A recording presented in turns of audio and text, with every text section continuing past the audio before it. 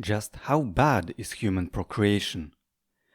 Antinatalism is the view that bringing people, or sentient beings in general, into existence is morally wrong.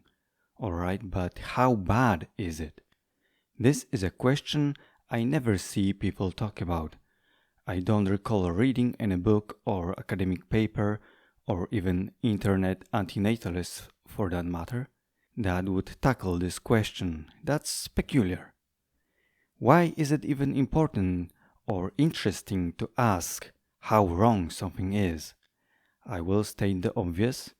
We want to know how bad an action is for a variety of reasons. Is telling my mom I won't eat the cookies before dinner and eating them anyways wrong? Probably just a little bit. Is a psychopath enslaving a victim for years in his basement doing something wrong?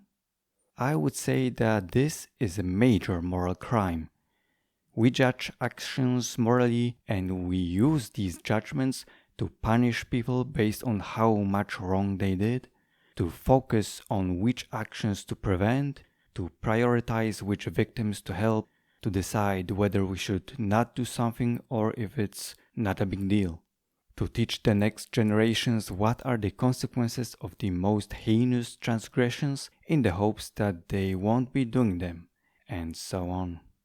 Various anti-natalist thinkers and philosophers, including Abu al-Ala al-Ma'ari, Petr Vesel-Zapfe, Emil Cioran, Julio Cabrera, David Benatar, and others, claim that bringing children into the world is wrong as they will be thrown into the world of misery, inevitable suffering, decay, disappointment, and death.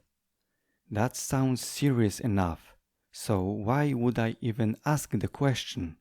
Because they don't seem to be saying that procreation is the gravest moral wrong that we could potentially do to another person, or even one that would be at the top of the list of such wrongs. This is why the question still stands, waiting to be answered. How could we answer the question, how morally bad is it to bring another human into the world? I suppose we may go about it in a couple of different ways. One of the simplest would be to make a list of moral wrongs, sort them from the most bad to the least bad, and then place procreation somewhere on that list. We could then say that it's a number 6 or 24 on the list. That would give us some estimate of the severity of moral wrongness.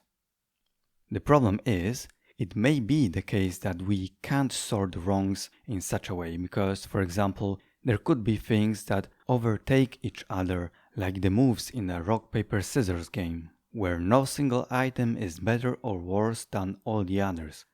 What then? Easy. We just need a collection of moral wrongs, and for each of them we ask, is it more or less wrong than procreation? Then we would at least see that procreation is worse than a given set of things and that there is another collection of wrongdoings that are worse than procreation.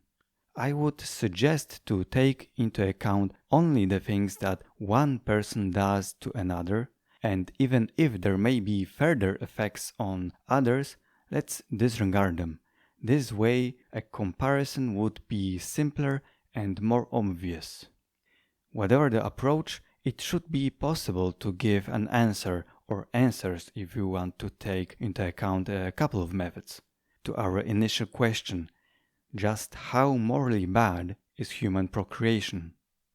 If procreation is wrong, but not that much, then I would have less objections regarding my having children or other people I know personally having children.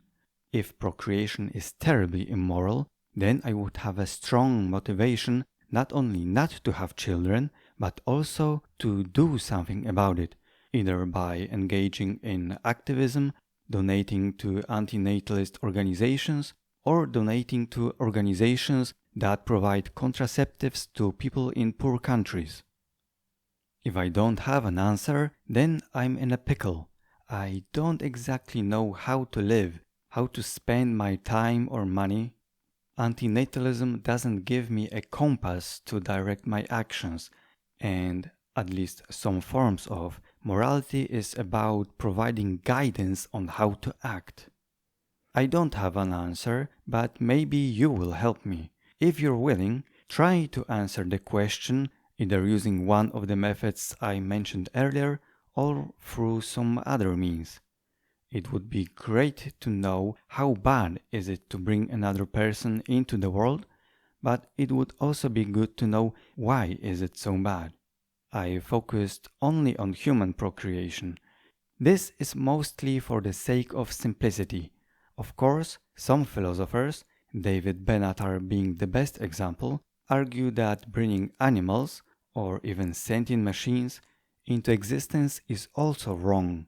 So, in the future, the question could be extended to include them, or we could ask separate questions, one for bringing into existence only humans, and one for only non-human animals. So, what do you think? Just how bad is human procreation?